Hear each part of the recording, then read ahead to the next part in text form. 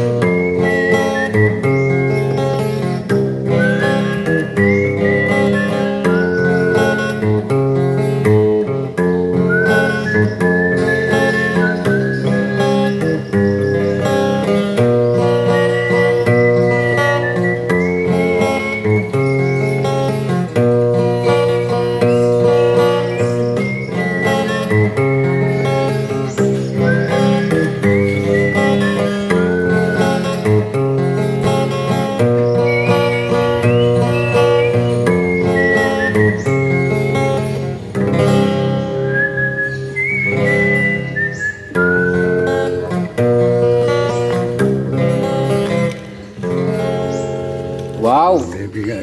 Ko na. Magandang araw muli sa inyo lahat.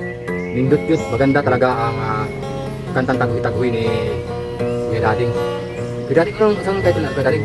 Hindi ko ang nalilimutan. Nalilimutan ko. Hindi ko yung kanta na. Subaybayan ninyo ang ano natin ni Kuya. Marami pa siyang i-share sa inyo na mga taghoy, na mga bukal. Imbis na gitaran lang niya, ikanta niya, itaghoy na lang niya para hindi tayo makabago. Okay, magandang araw ulit.